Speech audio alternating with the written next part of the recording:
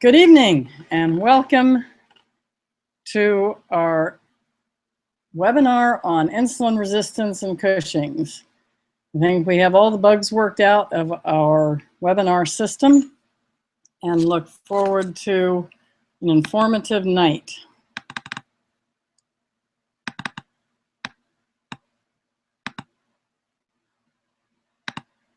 So we're going to go ahead and get started, and we're going to be talking about insulin resistance and its relationship to Cushing's, and go through both symptoms and how to recognize it, as well as treatments, which are probably the thing of most interest. Insulin resistance is becoming very common, as probably most of you are on this webinar because you have a horse that has some signs of insulin resistance.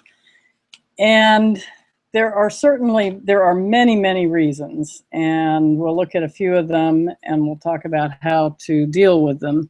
One of the big ones is lack of exercise, because a horse in nature walks about 20 hours a day, up and down hills, and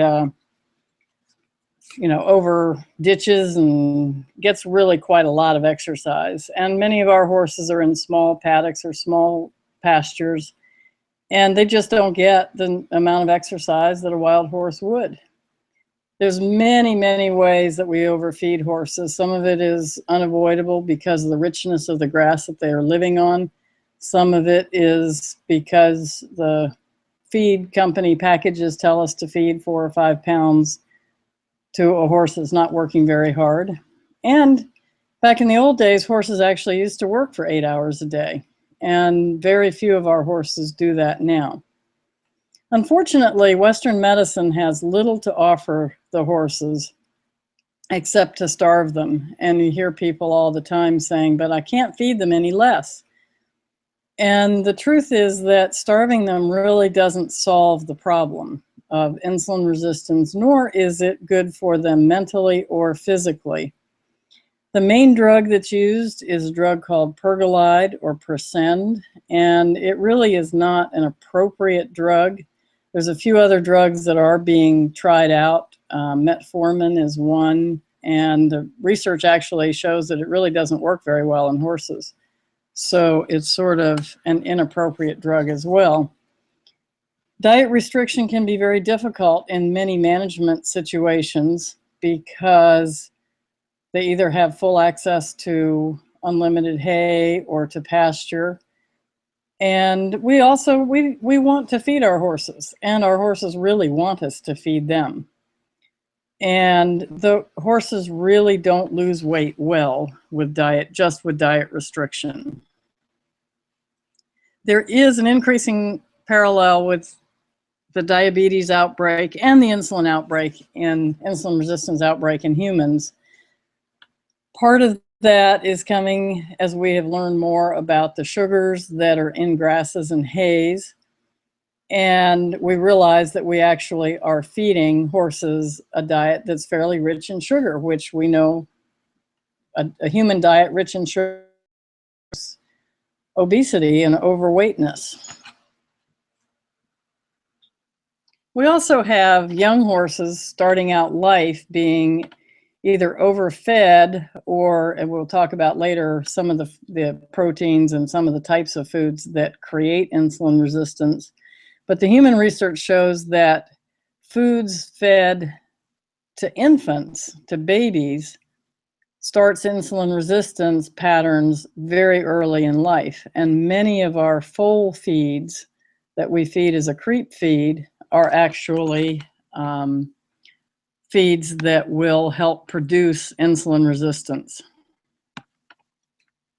We have a lot of stress in these horses' life, and the human research clearly shows that stress increases insulin resistance, stress increases the desire to eat, and horses are competing heavily.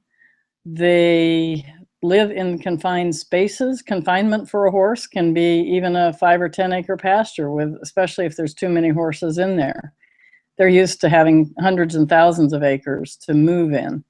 We can confine them all the way into stalls. Some horses really hardly get out of their stalls, and they are animals that are meant to move. Horses are social animals. They're herd animals. They don't like to be alone. They get stressed when they're alone. And even if that isn't a barn with a bunch of stalls, they don't have that physical interaction with another horse. Same thing if they're outside in pens, but they're separated. Horses naturally groom each other and touch each other and behave in a herd-like manner. And in many cases, we give them fairly irregular exercise. And the horse sits out in the pasture for a month or two, and then we have 3 days off. So we ride hard for 3 days, and then we put them away. And I am certainly a little bit guilty of my horse getting some irregular lack of exercise. We have many other factors that can play into stress in the system. We have a lot of drug use. We have a lot of vaccination use, and vaccines will be a topic for another webinar. And we often have multiple drugs given at one time, and that's considered perfectly safe. And yet there's no research done with humans or with horses on the use of multiple drugs and what that does to the metabolism. Interestingly enough, our pyrethrin fly sprays that we use all the time, those actually have been shown to suppress thyroid function. And thyroid function is directly related to carbohydrate metabolism. And the Environmental Protection Agency, the EPA, considers these pyrethrins safe to use around food. And note the word around food, but not added to the food. But in many cases, if you have overhead fly spray systems, you're basically adding pyrethrin fly sprays to the food by spraying it in the air. It lands on the hay, it lands on the water, and it lands in the food bucket. So the horses are actually eating it. We also have many of our topical compounds that we put on for fly sprays, and the spot-on type of compounds can be 15 to 44% pyrethrin. And the toxicity studies have almost always been done in the ones that are less than 1%. So we don't even know what some of these higher levels of toxicity or higher levels of exposure are doing to our horse's metabolism. And we have our thrifty genotype horses. And they don't need a lot of food in nature. And they get very efficient because there's very little food available in the winter. There's very little food available in a drought situation. So they have to become efficient at storing fat, efficient at eating food during the seasons of the year which it is available. And many of our breeds are naturally much more efficient than others. We add lack of exercise to their efficiency of storing fat, and it makes it that much easier for them to store fat. A piece of conversation that we really don't talk about much, but in reality, in nature, they lose quite a bit of weight in the wintertime. And maybe we should actually be allowing our horses to lose some weight during the winter so that they're ready for that spring flush of grass. When we look at the idea of rich food, if you look at the picture at the top, that is kind of the environment that horses have evolved in. It's pretty scrubby. There's not a lot of grass there. And they have to walk between each blade of grass. And there might be some nutritious blades of grass or various plant life, but there's going to be some that's going to be pretty rough. We put them into a pasture where every mouthful they take contains grasses that are actually designed for high energy cattle feeding. And the idea behind feeding cattle is to increase your rate of gain on a daily basis. So the grasses that we're using in pastures have been designed for putting weight on rapidly, which is not what we need in the horse world. Then we have different grasses in different parts of the country, and you have to learn the grasses that are in your area, and your county extension agent can be helpful there. But some grasses store their carbohydrates and sugars closer to the ground. Others store them in the taller parts. In general, if we if we cut pastures really short, or the horses have eaten them down to be really short, there will be more sugar in that short grass. The problem is if we let the grass grow longer, the tall grass actually will have less sugar in it, but they can shovel a whole lot more into their mouth when the grass is tall. So they can end up with just as much sugar per bite, depending on the horse and the type of grass. So we look at genetically modified feeds. There is some evidence that genetically modified feeds, or glyphosate, which is the Roundup that's used on them, may actually contribute to insulin resistance. And I'll be posting some of the information and links about that. There's not definitive research, but there is a concern that that is contributing to some of the major outbreak that we have of insulin resistance, both in people and in horses. We do know, and the research is very clear on it, that the GMO feeds do create inflammation in the gut, and that inflammation can translate into ulcers. Ulcers and inflammation in the gut are important in laminitis because part of the trigger for laminitis is some of these bacterial byproducts that actually leak through the bowel wall and help trigger the laminitis. We call that leaky bowel syndrome, and the bowel wall, as it becomes inflamed, actually allows things through that are not supposed to go into the body. Having a healthy bowel wall can definitely help prevent laminitis. Advanced Biological Concepts makes a product that seems to do a pretty nice job of protecting the gut from the effects of GMO. It's called ABC's GRP. And I have that on my website. We also we've had for years, we've had corn and soybean that are genetically modified. 2008, beet pulp became genetically modified, and most of the beet crop is now, that's been planted, is genetically modified. Beets are a root crop, which is different than having corn or soybeans, which are above the ground. So when you spray the ground, or you spray the plants with Roundup, then the roots are actually going to absorb more of it. And clinically, I find that beet pulp is worse than corn and soy when it comes to the genetically modified feeds. There's a lot of things that happen physiologically when the animals ingest or eat feeds that are genetically modified and covered with Roundup. And they actually spray the glyphosate on the grains fairly soon before harvest because they dry faster. So you have some pretty fresh glyphosate added to most of our commercial feeds. Glyphosate inhibits an awful lot of the minerals, and the minerals are important in the immune system. They're also important in keeping the tissue in the gut healthy. And even though they say that Roundup does not persist in the soil, there's evidence that it does persist for many years, possibly as much as 22 years, just for its half-life. We do have Speedy Beet in the US, which is non-genetically modified. And for those of you in other countries, some of you have all your feeds that are non-genetically modified. And if not, then you have to find the companies that are producing non-genetically modified grains, which can be corn, soy, or beet pulp. The soy products are the mainstay of the protein supplementation. And that is how we make these high protein feeds.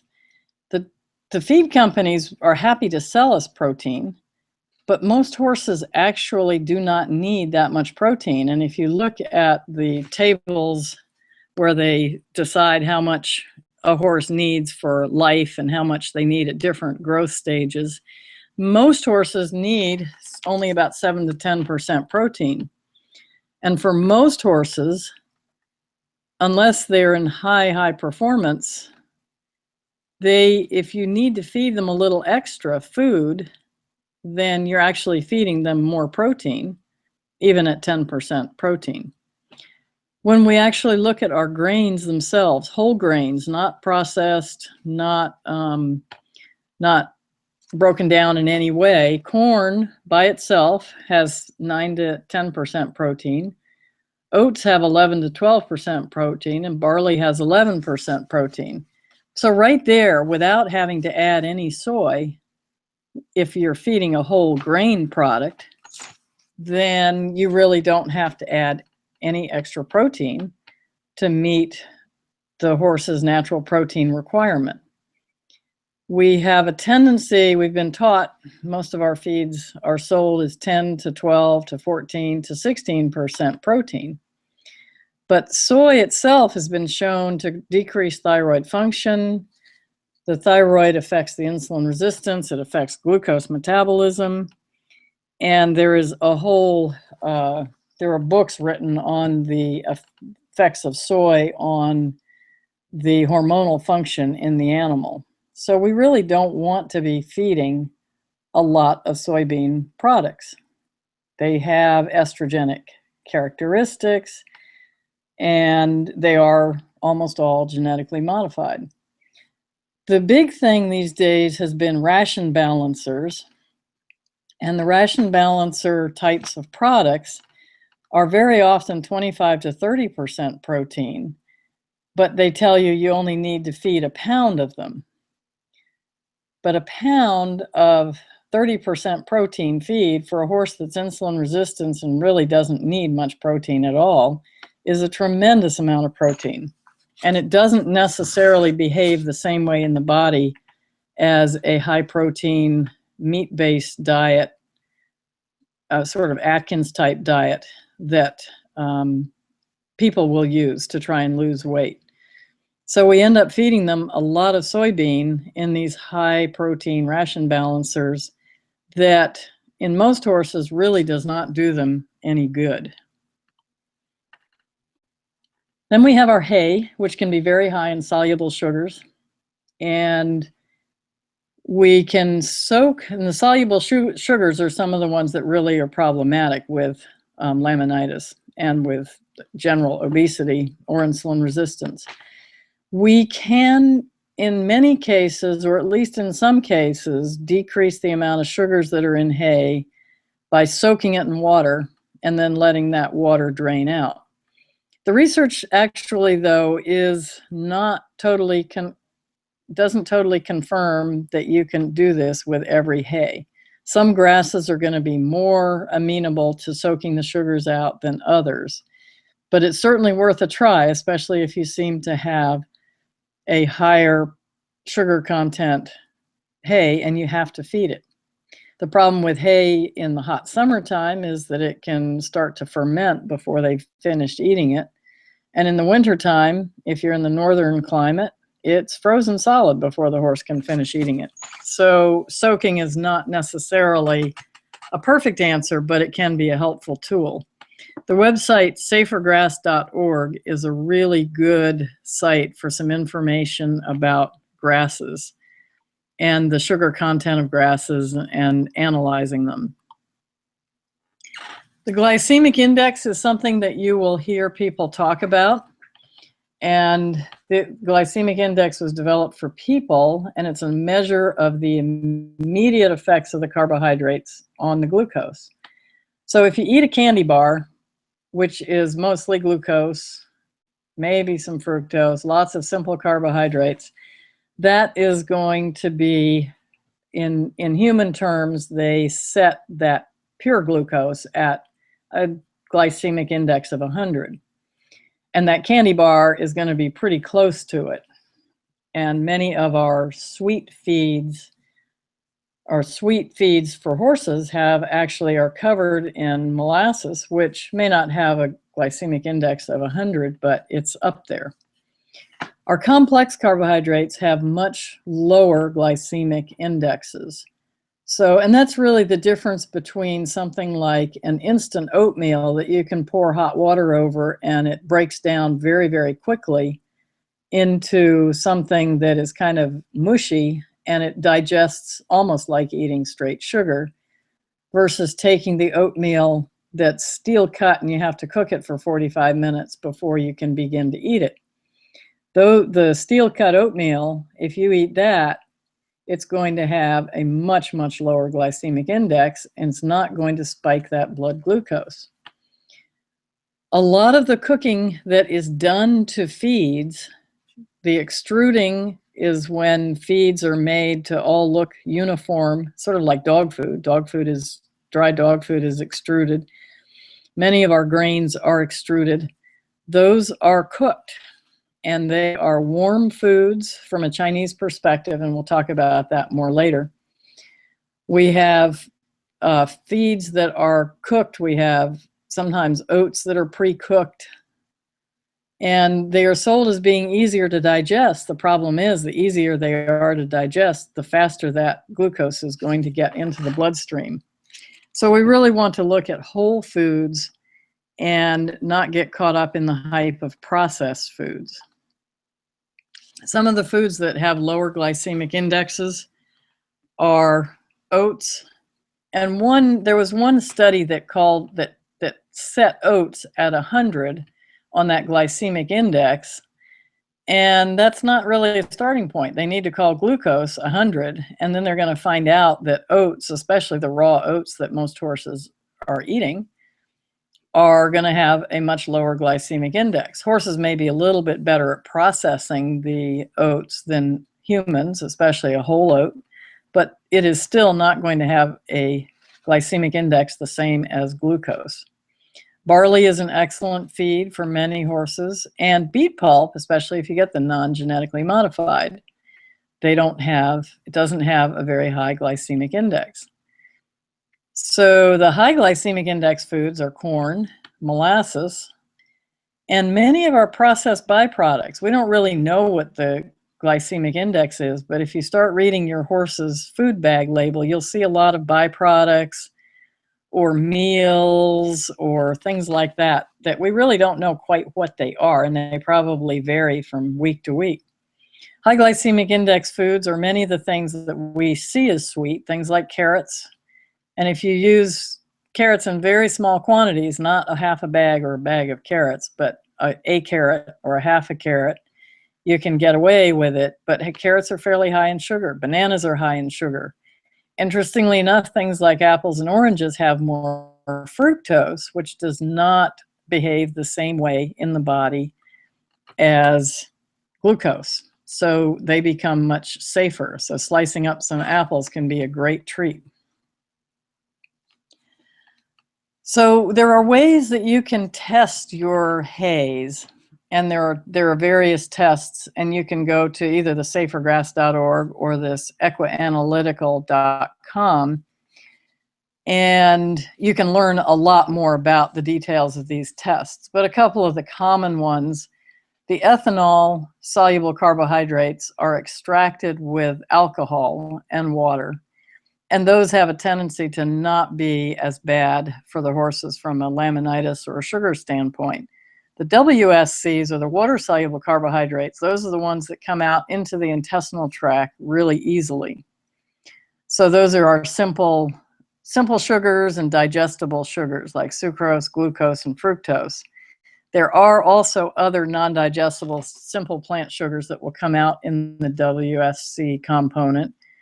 And then fructan, which is the sugar that seems to be the most problematic in the grasses. So hay can have high levels of soluble carbohydrates or high levels of sugar, and they can have very low levels. And you cannot tell by looking at the hay. I have seen hays that look really kind of dried and ugly and not very good, and the horses love them, and you go and test it and you find out it's actually fairly high in sugar, and some hay sitting next to it that is beautiful and sweet, and it looks like you could almost eat it yourself. you might test that and find that it's actually low in sugars. If you're not going to buy at least 3 months of hay at a time, it's probably not worth spending the money on testing your hay.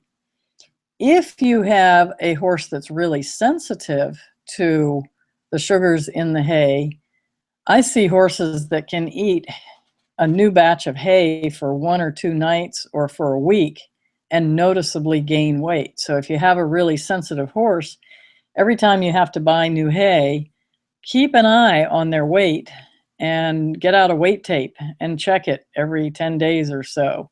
Watch their crest. And we'll talk about that when we're talking about symptoms in a little bit. But the crest on the top of their neck can change rapidly if you have hay that has too much sugar for the horse. So let's look at a couple of the symptoms. And obviously, being too fat is the main one that we can see. There are horses that can get too fat just from eating too much, and as soon as they get their feed intake restricted, they lose weight immediately, or when they go back to work. And those horses are not the ones that we have the big problems with. The key to looking at what I call sort of a healthy fat versus an unhealthy fat is the healthy fat should be soft and pliable. The crest on the top of the neck should be soft. It should not look lumpy. And depending on the shape of the horse's neck, you'll see different shapes to necks. And some necks have quite a natural arch to them. But if your horse is too fat, you may be thinking you've been building muscle, and in fact, you may have just been building this sort of cellulite-like fat. And that becomes hard and lumpy like cellulite, the more in danger you are of going over the hill to laminitis.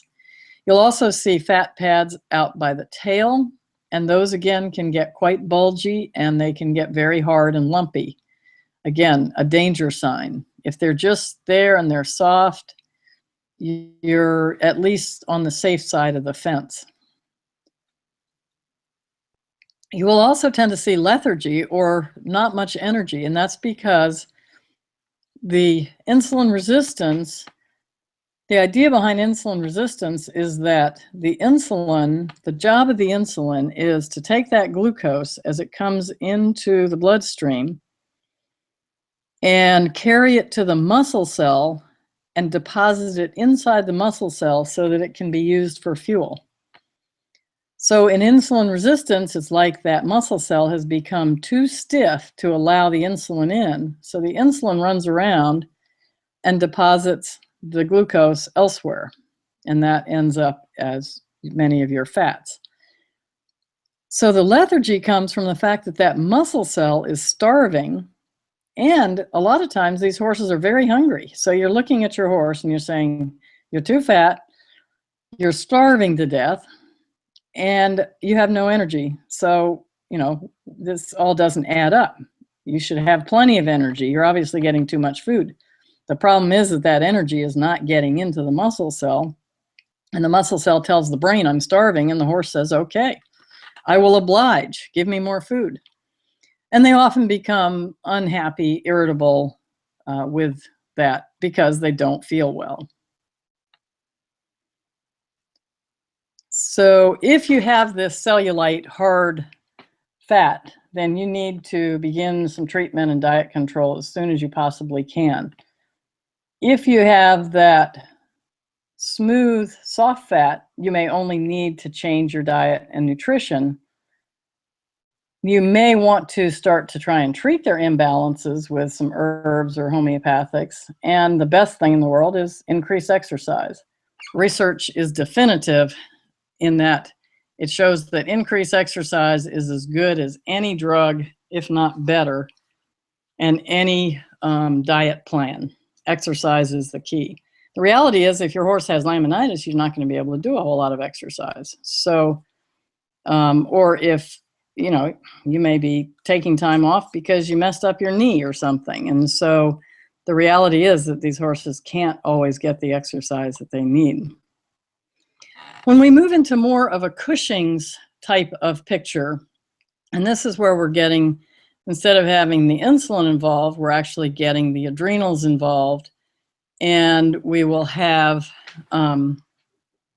the pituitary gland involved, which the adrenals, you'll measure that in the blood test with some ACTH or some cortisol, whereas in the insulin-resistant horses, we're going to be looking at insulin, and we'll talk about lab tests in a minute. But in the older horses, the Cushing's horses can either be underweight or overweight. Very often they're overweight, but they don't have to be. And if they develop a hard crest and they're underweight, those horses, I think, are in the most danger of having problems because they aren't just obese, they are actually metabolically getting very warm, and that fat is starting to actually get hard. So we can end up with a laminitis, certainly. A lot of the Cushing's horses will be muscle sore, chronic infections, because the cortisol actually suppresses their immune system. That lethargy thing shows up again because they don't feel well. And one of the big things that shows up is that they start to drink and pee a lot more than normal. Generally, these are older horses, but not necessarily. A lot of show horses have been under a lot of stress. Stress affects the adrenal glands, and it affects that ACTH and produces more cortisol. And so you can definitely see younger horses with this pattern. Rarely are these things truly a tumor. They certainly can be a tumor on the pituitary. Usually what I see, if a horse does not respond to any treatment at all, that there could be a tumor in the pituitary. Most of the time, it's what they call hyperplasia, or just cells that are out of balance, that are not growing properly. So we'll talk briefly about laboratory values, and then we'll get into some more in treating it. How do you deal with this? So the problem with laboratory values in all of this is that the horses don't always read the lab tests, and the lab tests don't always show what's going on at the cellular level. So there are many animals and people, all this research comes from people, that can be insulin resistant and have an absolutely normal insulin level. So you have to put everything together and take the laboratory values as a piece of information. But if the horse shows all of the clinical signs of insulin resistance and has normal insulin, to me, they are still insulin resistant, and we need to treat them as such. So the insulin values can be all over the place. The useful thing about taking the blood is that you can see sort of how bad off you are. And if that insulin value or any of the values are extremely high, you know you have a lot of work to do and that you're probably going to need professional help. And I do telephone consults and see horses physically in my local area, but I do telephone consults to try and help people sort through the combination of lab tests and what would really be the best thing for this horse. We can use leptins, which is a new test, and I think it's a helpful test. Oftentimes the leptins will be high when the insulin is still normal, so it may be a little bit more sensitive. Most horses, the glucose levels are normal. Horses do not usually become diabetic. Having said that, I've had 3 in the last month that have been diabetic, but I probably went 2 years without seeing a diabetic horse before that. So it's usually in the normal range. Our ACTH and cortisol levels are variable, and that can be in horses that have been stressed or in the older horses. We can have thyroid tests low, but if you look at every veterinary textbook, they will tell you that a single thyroid test really does not tell you the information that you need to know. So if we're going to do thyroid tests, we need to do a thyroid stimulating test and then come back and look at the thyroid a few hours later, or approach it in a different kind of a way. So we have to, I think, take the single thyroid blood test and, for the most part, either delete it or recognize that it's only a piece of information and it may not be very useful. One of the things we have to remember if we go in and look at a horse that has an acute laminitis is that if we take blood, the cortisol levels from the stress of being in pain are going to be high. So it may not tell us exactly what is going on. You may have to come back in a month or so when the horse has done some healing to find out really how bad that cortisol level or ACTH is. The other thing that quite a few people are doing is with their resting insulin values, is doing a fasting insulin. And fasting for a horse, if you fast them all night long, which some people are doing, stressful, so you're likely to see a higher cortisol, especially if they're standing in a barn with everybody else eating. If you just do fasting by not feeding them any grain products in the morning and taking your blood test after a little bit of hay, that I think can be a very useful thing to do, and it's not stressful for the horse if he misses his morning breakfast. But don't add to their stress by forcing them to go without food. It's not normal for horses. We can look at things like the CBC and the chemistry and look for their immune system function, look for anything else that's going on. Brief note about the fat biochemistry, because there's more and more interesting research showing that fat actually has its own metabolic activity and that it secretes its own inflammatory proteins. So it starts to act like an organ by itself.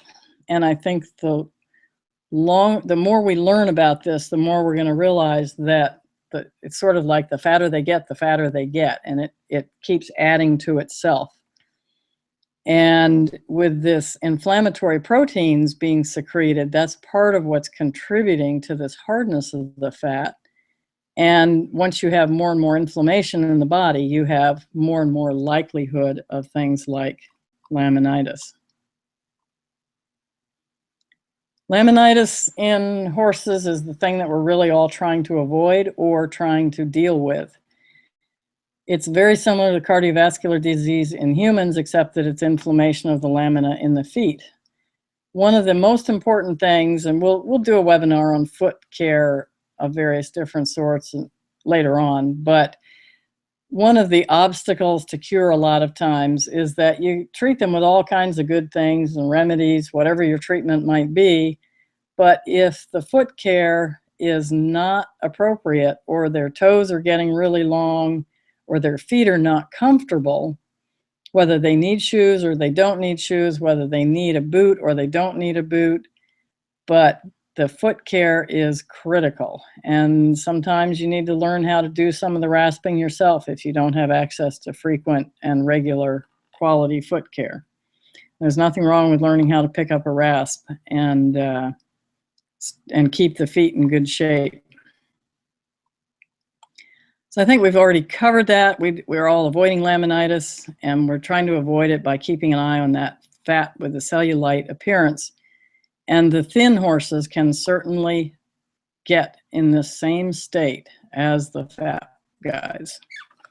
So if we start to look at insulin resistance from a Chinese perspective, I find that Chinese medicine, and I practice that a lot with acupuncture and Chinese herbs, Chinese medicine is often a great way to explain the imbalances that we see better than any other method.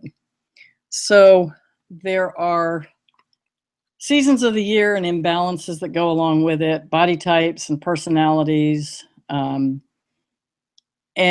you can also have a combination of a particular body type or personality and just too much food.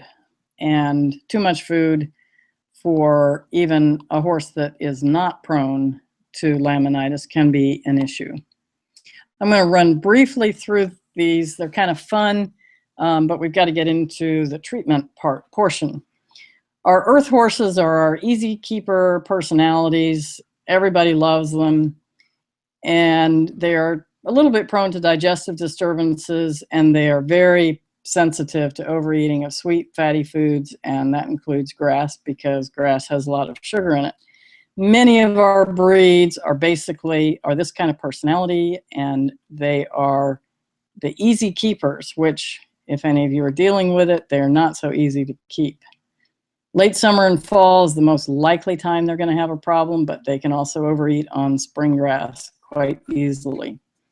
The wood horses, the liver acupuncture meridian, they can be more normal weight type of horses. They can have very type A personalities. The spring is their season. And from a Chinese perspective, we get this liver qi stagnation, and a lot of these are ones that have a tendency to get laminitis in the spring, and they are more easily stressed by the work that they're doing.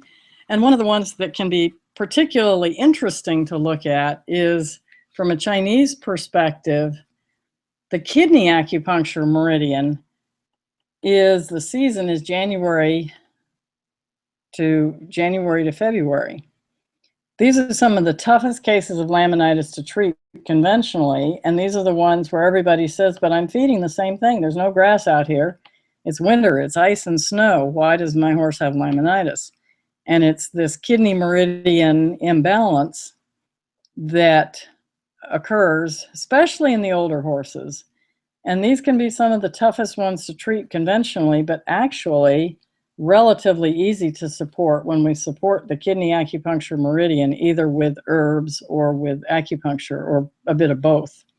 We can also, in the wintertime, run into high carb hay, and that can tip a horse that's on the edge over, even if they don't have a kidney meridian problem.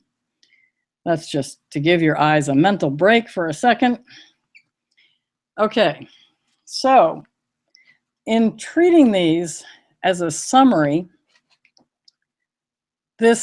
our key is going to be to reduce carbohydrate intake, reduce our sugar, probably reduce our grass, test our hay, and I'm going to go through these in much more detail. I just put this kind of summary slide in to get everybody on the same page as to where we're going. We can use muzzles, and we have a great muzzle that I invented because I hate putting muzzles on horses, and my horse really hates muzzles. And we're going to try and feed whole feeds. We don't need to feed a lot of food. We're going to need to correct our leaky gut that we mentioned before and try to avoid GMO feeds and use probiotics. There are definitely healthy insulin-resistant supplements, and we'll go through some of the simple things and some of the combination formulas that you can use. And then we can go and treat the symptoms with herbs and homeopathy, with acupuncture, and we can get very specific depending on what an individual horse needs, which is not what we'll be talking about tonight, other than to tell you that we can do very individualized medicine for the horses that are having significant issues. And we want to maintain as healthy an environment as we can and watch stress and those kind of things. So there's a picture of our great Haflinger model wearing the nice, light, airy Harmony muzzle. And he actually will wear that. He won't wear anything else, being a good Haflinger. So we have to remove our sugar from the diet. Try to use whole grains. Most of these guys need a handful of grain because they have to eat something when everybody else is eating. So you give them a handful of whole grain, barley, oats, some speedy beet, non-GMO beet pulp. Hay pellets have become very available, and you can get some Timothy hay pellets and give them even a couple of cups of that, because it is just hay, and you can soak that and you can get almost any kind of supplement that you want into it. Feed low-carb treats, feed vegetables, lots of vegetables. Open up your fridge and see what they like. Use muzzles so they can get out and play with their friends, and that way they get more exercise and less stress. If you need to feed horses, and some of these guys are a bit thin, and especially if they've had laminitis, they need some food. They need some calories. Some of them need a little bit of safe carbohydrate. But some of them just plain need energy. And fat can be a great source of calories for these horses that do need calories. So you can use flax, hemp, or chia seeds for a fat source, and those actually help with insulin resistance. You can use rice bran or other types of oils as a oil source. Watch the kinds of hay that you're feeding. If hay is rained on the first day that it's cut, it kind of is like soaking your hay. It washes some of the sugars out, but then it has to be harvested clean and properly. From a management perspective, exercise is the best thing. And as we know, if your horse can't walk very well, exercise is going to be very difficult. Sometimes we have issues in barn situations where the barn manager has one idea of feeding. Maybe they're used to feeding thoroughbreds and you have a pony. And that can be a big obstacle to fixing these guys. And definitely use muzzles as best you can. There are horses that will not wear muzzles. There are horses whose buddies tear them off all the time. And many times those horses are going to end up having to live in a small paddock. That's going to be the horses that you are going to have to, you're going to have to actually get out and exercise yourself, because there's no other way to give them exercise. They're standing in a pen all day. Quick question here was how much of chia seeds, and really flax, hemp, and chia seeds you would feed about 4 ounces twice a day is my normal amount. You can feed a little bit more than that, especially if you're trying to get some calories into them. And you can use whole seeds because they have good teeth. And if you use flax, it has to be ground fed, and then you have to clean your grinder because it is not very stable once it's ground up. There are some products on the market that are stabilized as they are ground, and I have one of those on stabilized flax on the website. Using probiotics to fix our leaky gut, and I have a number of probiotics on the website, and we'll be looking at some more. There's a lot of probiotics out there. A lot of them are not very good quality, or they have a lot of additives that we don't really want. I figure a minimum of 2 to 3 months at a time.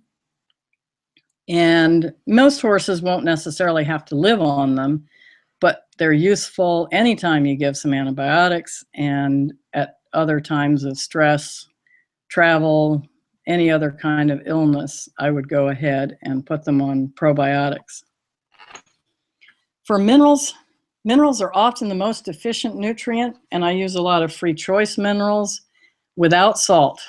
And the key is without salt, because they will not necessarily take in enough minerals if it's in a mineral block. There's 5%, 6% minerals in a mineral block, and it's mostly salt.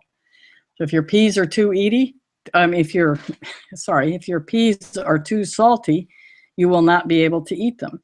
So the same thing happens with minerals. We want to use something like the Rush Creek minerals, which have no salt in them. And if the horses decide they love them and they're going to eat you out of house and home, I will restrict the minerals to a handful a day, and not necessarily a big handful. But usually within 2 weeks to 2 months maximum, they have rebalanced themselves. One of the most important supplements for insulin resistance is the essential fatty acids. And that's actually lacking in most of the supplements that are on the market. And yet, sometimes all you have to do is feed your horse some flax or hemp or chia seeds, and your insulin resistance will basically go away if you don't have a big problem. And that can be a great thing to do, is to feed the essential fatty acids and nothing else, if that's what you have, if you have a simple case. This makes the cell wall more permeable to insulin. So, and it also increases the carbohydrate and fat metabolism in the liver. So you can use the oils as well, but in the summertime, they have got to be refrigerated. So if that's convenient, that's great.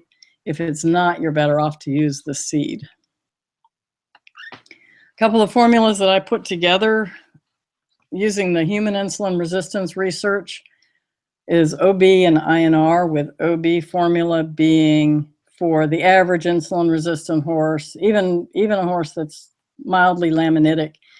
The INR has more of the same ingredients plus some extra ones to support the horse that's having a lot more problem. And these are certified organic products, and for most horses, they will do the trick as far as getting them to lose weight, softening their crest. They contain the essential fatty acids in them, so you don't necessarily have to add extra flax or hemp. They also contain the magnesium and chromium that everybody talks about, and that's helpful. But I found that a lot of horses, when I was doing my research, responded better to vanadium than to chromium. And vanadium is used in the human insulin resistant products, but not so much in the horses. Lots of antioxidants are in there and other nutrients that help glucose absorption into the cells, things like arginine, which turn into nitric oxide, and a bunch of ingredients that come from this research. Interestingly enough, things like milk thistle we think of for the liver, and milk thistle actually has good results with insulin resistance. So you can feed some plain milk thistle, and I usually feed my herbs at about 2 to 3 times the human dose. For horses, that's really all you need. So in the INR, I've added some things like milk thistle, but you can do milk thistle just by itself. Some of the supplements that are also very useful are the antioxidants. You can spend a lot of money on antioxidants, and the ones that are the kind of best bang for the buck is one of the best is coenzyme Q10, especially in the acute laminitic horse. And coenzyme Q10, you can feed as much of it as you want. You'll only hurt your pocketbook. But I usually will start with 600 milligrams per day, and I usually give it once a day in the acutely laminitic horse. And then I will, week by week, decrease that to 200 milligrams. So I'll do 600, 500, 400, 300, and get down to maybe a maintenance of 200. It's the sort of thing that if they're having a bad day, it's not a painkiller, but for many horses, especially when they're under holistic treatment, it almost seems to behave like a painkiller. And I think that's because it's improving the circulation. The human research has to do with the heart and heart disease. And like I said, this is kind of like the horse's heart disease. Vitamin C is also another excellent antioxidant that improves the collagen, the immune function, and does a tremendous amount in the body. So as an antioxidant, it's an inexpensive one that you can feed. I usually will use 4 or 5 grams per day. And because it's water soluble, I'll usually divide that into 2 doses rather than giving it all at one. Any of the antioxidants can be beneficial, and these 2, though, are my favorite pick. From food therapy, we talk about in Chinese medicine, we actually use foods to help heal. And we talked about the omega-3 fatty acids, which would be your hemp, flax, and chia seeds. And those are sweet and they're neutral in energy. And we have cooling foods and warming foods in Chinese medicine. Well, we have cooling foods and warming foods. Chinese medicine examines them. And so if we pay attention to what's cooling and what's warming, we can improve the health of the horse. So the omega-3 fatty acids are neutral, so horses can have them whether they have the inflammation or not. And actually the omega-3 fatty acids are very good anti-inflammatories. So they are not direct painkillers, but they're great anti-inflammatories, which in return helps the pain. The cooling foods for horses that have some inflammation or some laminitis, if I need to feed a grain or a carbohydrate to a horse, I will actually use barley because barley itself is a cooling food.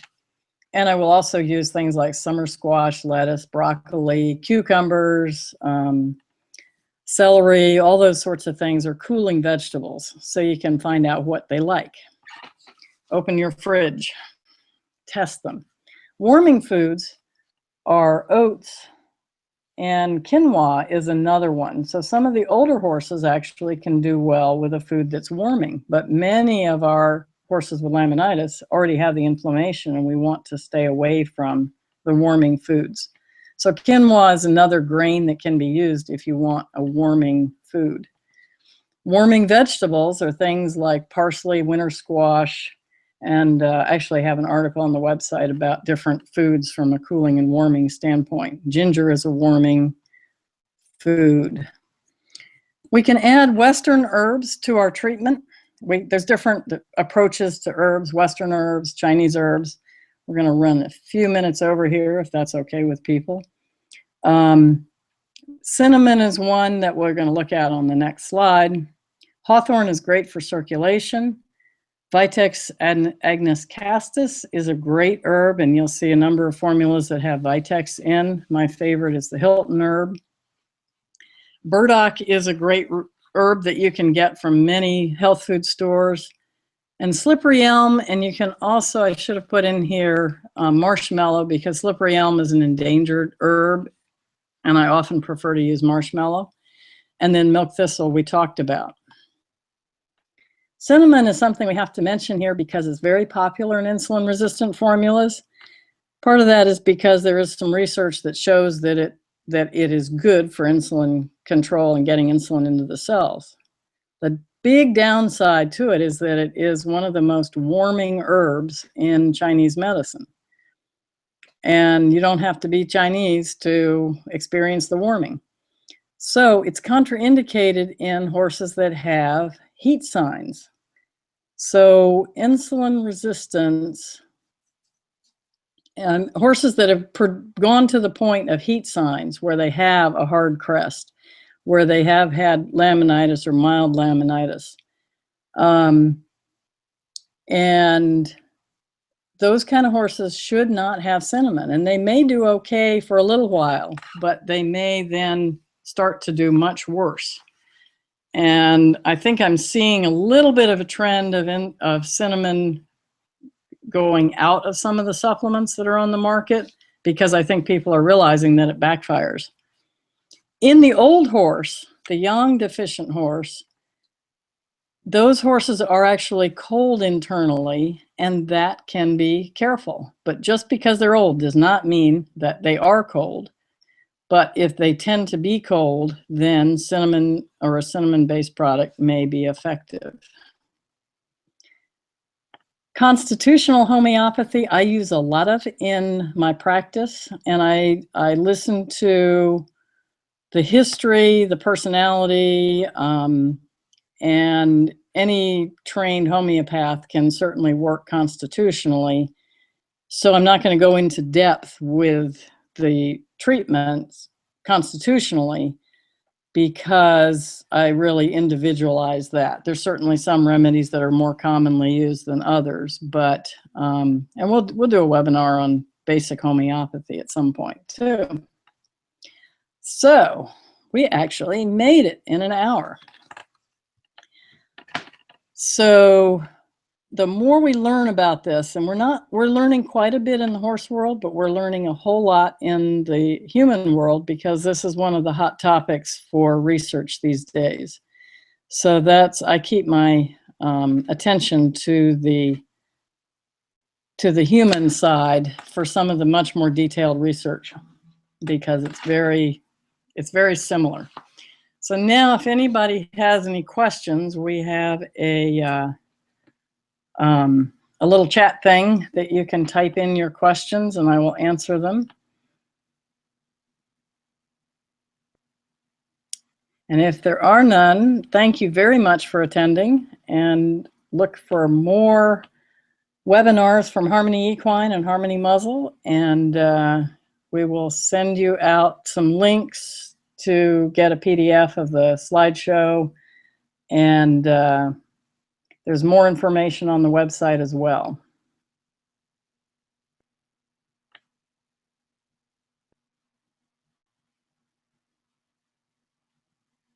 So either we scared everybody off, or hopefully not.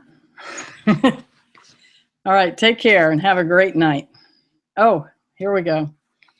A question about Hirio for Cushing's and insulin-resistant horses. The Hirio, you have to watch the cinnamon content of it. That's the main thing that I have found. So it's not high on my list unless I really know what temperature the horses are internally.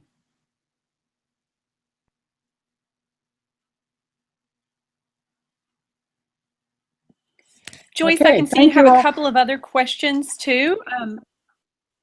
If you are on your home screen on the right-hand side, you can toggle over, and that question mark should be highlighted. You can click that, and then that are rolling in. Okay. Oh, okay. Got all kinds of questions then. Okay, so what about thyroid? The treatment of the thyroid, I only do if I either have some real evidence that we have a low thyroid, or I usually try to take them off of their thyroid, because I see a lot of people that are putting horses on thyroid, trying to make them lose weight. And in some cases, it's kind of like drinking too much coffee. It is, you end up with a horse that's not comfortable in their own body. And giving too much thyroid may cause weight loss. In some horses, it does not. And it actually, in humans, excess amount of thyroid can cause weight loss or weight gain. So the thyroid is, most of the time I wean them off. If I need it, I may do a full thyroid panel. And most of the time, as the horses get better from the herbs and the supplements, the thyroid gland becomes more balanced. Next question is about glucosamine. And glucosamine is technically a sugar. And I find that many of the horses are okay with it. But the minute that I have a complicated case, or a horse that's not responding the way that I think they should, I will take them off of the glucosamine. And there are certainly other products that can be used. I have a pernamuscle joint product on the website that's totally different. You can use an herbal product rather than a glucosamine type of product. I use some Chinese herb types of products. There's many, many choices to stay away from glucosamine. The fish oil is kind of an interesting thing. And if you have an Icelandic, I'm all for it, because the Icelandic ponies grew up on fish oil. And that is a natural food for those guys. But the rest of our horses, it certainly works. It gets omega-3 fatty acids into the bloodstream. But it is an animal material, and our horses are basically vegetarian horses. So I generally don't use that. I won't say that it's a bad thing, but it's just not my favorite thing to feed animal material to a vegetarian horse. Something about milk thistle causing ulcers in horses and acts as an analgesic. I'd love to see that research. Milk thistle has never created high quality milk thistle. And one of the things that's important with products out there is that there are a lot of products that are not very good quality or have additives in them. And it's possible that for this question, that the vet has had some experience with an adulterated product, or a product that was very low quality. But the high quality types of products and the companies that I work with, I have never seen that. Cool stance and coconut meal should be on my slides, actually, because that can be an excellent piece of the diet to use with Speedy Beet or with any other type of food. And I do find I have horses that don't like it, including one here in my barn, but it works very, very well, and the coconut fats are excellent sources of food when you actually need to feed these guys. And even if you don't, a handful of cool stance works just as well as a handful of barley. The next question is, the horse has been diagnosed with Cushing's and then has become insulin resistant.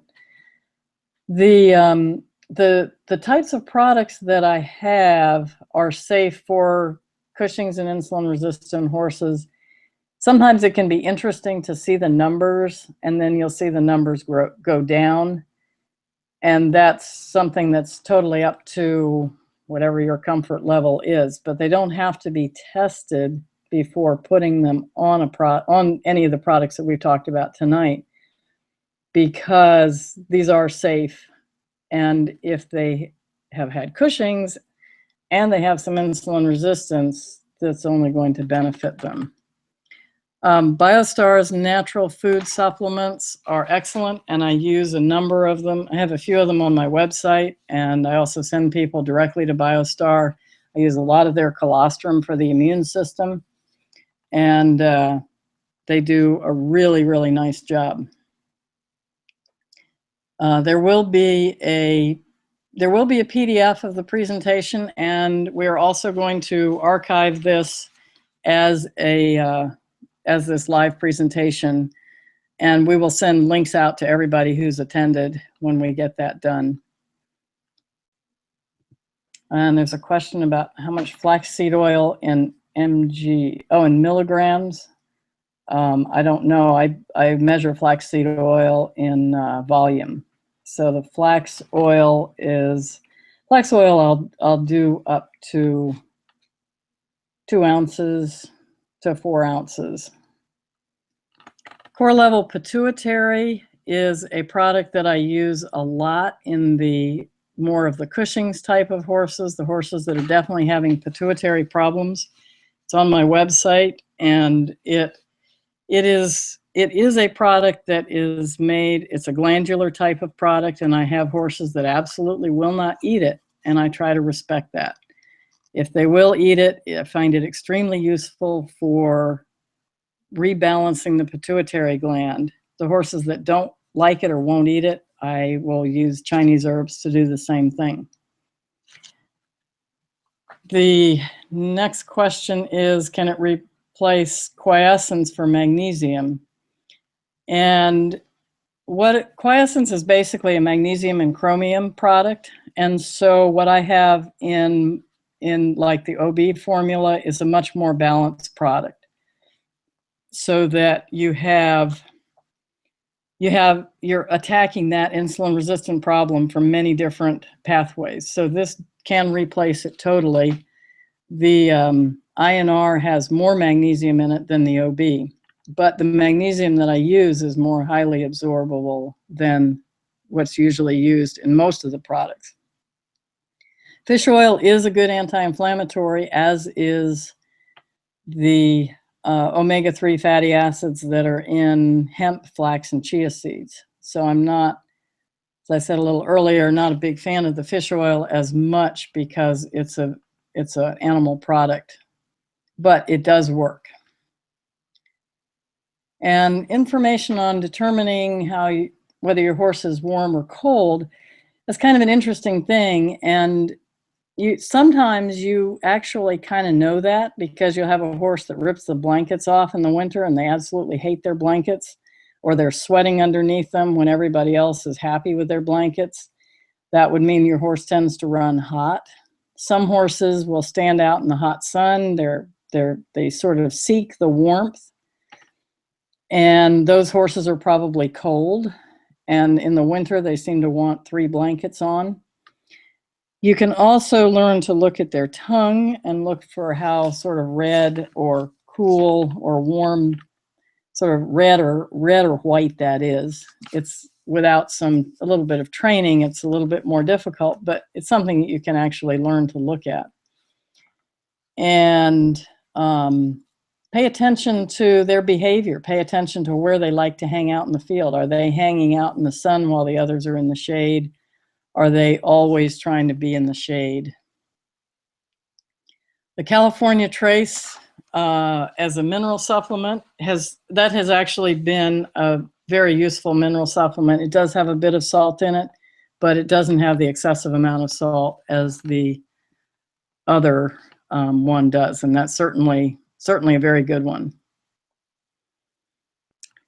If your horse eats just Timothy pellets, should you supplement it with protein? Only if you actually have, if he's losing weight, or his feet seem to be falling apart and his coat's not looking really good, you might be thinking he was a little bit protein deficient. But remember, most horses only need 7 to 10% protein. A lot of the Timothy pellets are actually going to run around 10 or even more % protein, depending on how it's been harvested. So you can look at the bag and it'll give you a protein content on that. But most horses don't need a ton of protein. They might need a little more calories, and sometimes that's better given in the form of fats than it is in proteins. Question about cinnamon for an insulin-resistant horse. That's the one we talked about that is a bit too warming for most horses, unless they are older and colder. And if they're older and colder horses, then they can tolerate cinnamon in a formula. Cinnamon is much better balanced in a formula than given just by itself. Is there more benefit to chia seeds than flax seeds? Yes and no. There are a few horses that are sensitive to flax or allergic to flax. Not very many, but enough that I pay attention to it. They both have good sources of omega-3. Some horses seem to thrive a little bit more on the chia seeds, but I think that you can go either way. The chia seeds certainly can be a little bit more expensive. They are very stable in the barn environment, which is a big benefit to them. Flax seeds are fairly stable in the whole flax form, but are probably not quite as stable as chia seeds. The next one is there a problem with giving salt? And the salt issue, they need to have salt available, but what they need to have is a choice between salt and minerals. So I find that most horses eat more minerals and only a little bit of salt. A few individual horses eat much more salt than minerals, and some horses eat a lot of salt. And many of those horses, I'm actually going to be looking at them constitutionally to try and rebalance them. Orchard grass pellets versus Timothy pellets. The orchard grass it's more what you have available in your area. Most of what I see are Timothy pellets in my particular area. I'm not sure if that's what is grown by the companies that are putting them into pellets or what, but if I had access to orchard grass pellets, I would use those in a heartbeat as well. When we think about hays and grain, or hays, it's good to have different kinds of hays. So maybe you use some Timothy pellets for a couple of months or a month, and then use some orchard grass pellets. They don't have to have the same grass going into them all the time. Just as in nature, out in the fields, they're going to eat all these different grasses, plants, weeds, and many weeds are actually herbs. So a variety of forage is excellent. Next is, can alfalfa contribute to laminitis? So alfalfa can contribute to laminitis in that it can be a very rich food for a lot of horses. Most alfalfa that you're going to see can run 18 to 22% protein. And if they don't need that, then yes, you are feeding them a food that is way too rich for their metabolism.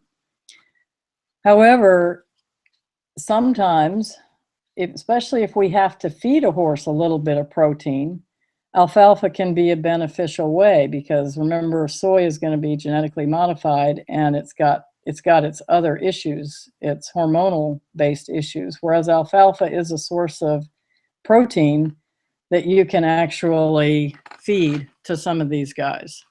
So I don't eliminate it. I also see more horses that are allergic to alfalfa than to other grasses. There are some parts of the country, though, that can only get alfalfa. And there are many horses that can deal with it just fine. The sugar content of Timothy hay is totally variable depending on how it's harvested. So you can have one batch of Timothy hay that has a low carbohydrate content and the next batch of Timothy hay that can have a high. So if you follow through on the Equi-Analytical website that we had a link to, that website has, if you dig deep into it, has got analyses. They've been analyzing hay for years, and you will see every type of hay all over the map with its sugar content. So people will say, oh, well, teff hay is a really good hay because it's low in sugar, but you can find that some of the teff hays are not. The time of day that it's cut, the crop conditions, the weather conditions, how it's baled, how it's dried, all of these things play into it. The amount of moisture that's in the soil, the amount of rain in the whole growing season, all kinds of things like that. Next question is that I'm giving licorice as well in the metabolic support by standard process. Licorice in a balanced formula is totally fine. And a lot of the formulas will have some licorice in them, especially some of the Chinese formulas. In Chinese medicine, licorice is actually in not all formulas, but many of them, because it seems to balance and harmonize the formula. In the standard process formula, it's in there. It is probably mostly acting as a balancer, and it's I don't have any issue with it being present. How long does it take to see a positive result with the Hilton Herb formula for Cushing's? You're usually going to see results if you're on the right track with your herbal formulas, with any of the things that we've been talking about here. Within 30 days, you're usually going to see some positive improvements, and it may take 2 or 3 months or even a little longer to get where you want to be, but you're going to see a change in the coat, you're going to see a change in their energy level, and in the way that they are carrying their fat and their the texture of their crest and the texture of their fat, usually within 30 days. And if I go out to 60 days with a formula and I'm not seeing much change, then it's time to do something different. Either consult with somebody for some different information, or try a different type of formula. Comment is that Tractor Supply says Timothy pellets are lower in sugar. They may be, but if they are not analyzing the sugar content of their product, then they really should not be making that statement, because it really has to do with the harvest. They may be lower in sugar, but lower in sugar than what? Lower in sugar than another pellet that they have. One brand, their factory might be based in the Midwest, and another brand, their factory might be based in the South. You're going to have different sugar contents. So unless they're actually analyzing the products, and this holds true for grains as well. There's a lot of low carbohydrate grains out in the market that are not actually really analyzed. So you have to be a little careful with what they are promising. The use of Probiotics in horses with laminitis. Probiotics is certainly a good pain reliever, and there are many times that we have to be managing these horses' pain, and Probiotics certainly can work. and I don't have any issue with using it. What I'm trying to do, if I'm working with a case directly, is to try and use as few of the anti-inflammatories as possible, because they do create this leaky gut, leaky bowel syndrome, and that can actually, in the long run, aggravate our laminitis. But in the short run, there are times, there are days, sometimes even weeks, that we actually need to use some of the drugs because we need to keep these horses comfortable. Thoughts on alfalfa hay? Alfalfa can be useful, and I mentioned before it can be very high in protein. If we need to add protein, that can be useful. If the horses are allergic to it, which some horses are, they can't handle it, and it certainly can be a trigger for some of those horses that are actually allergic to it. Do I see a result in rotated coffin bones and front feet with the Hilton herbs? Yes, I do. I definitely do. If I have a lot of rotation and a severe case of laminitis, I will be doing a number of things to help the horse, but the Hilton herb product is one of my important pieces to that whole puzzle. And the rest, a lot of the rest of it is the management things that we've been talking about, the shoeing and trimming that needs to be done. But yes, that can be very, very effective, even once the coffin bones have rotated.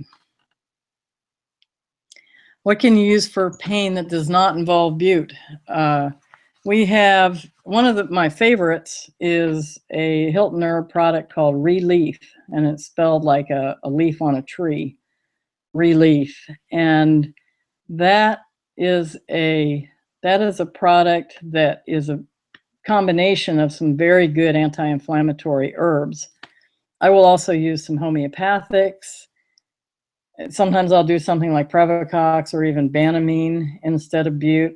Bute is one that I really try to avoid more than any of the other anti-inflammatories. But I will use the Hilton herb Relief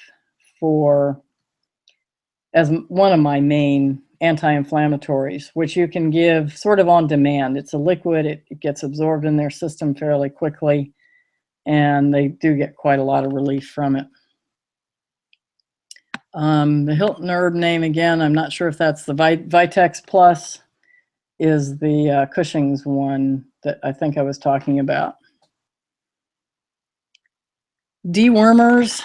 What I tend to do is to not deworm if I'm having a major issue. We'll do a whole webinar on deworming and parasite control and pasture stuff at some point. But if the horse is going through a really bad case of laminitis, I am not going to worry about getting them dewormed. And if I check their fecal and they don't have any parasites, I'm not going to deworm them anyway. But in the acute laminitic stages, I don't care what their parasite load is. We have other things we need to do, and we don't need to stress the system. The olive oil in laminitis, olive oil can be useful as a nutrient source, as a calorie source. Healthy olive oil is it has mild healing properties if you've got some good organic olive oil, but it's certainly safe to use as a source of calories. The chaste tree berry powder is chaste tree and Vitex agnus castus are the same plant.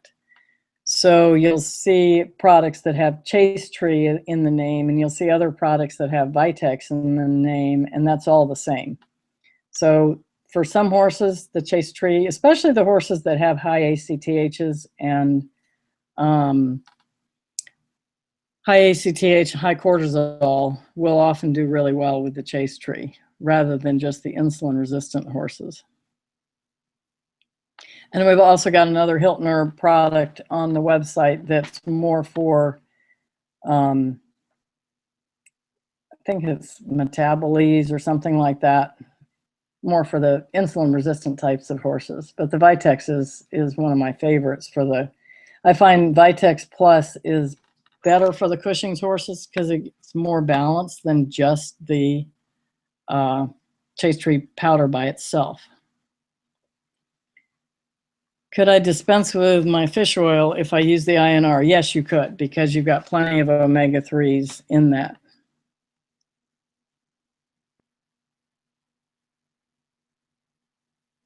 Okay, if we come to the end of our questions. Thank you all for attending, and thank you for all your good questions, and we'll look forward to seeing you at another production. Have a good night.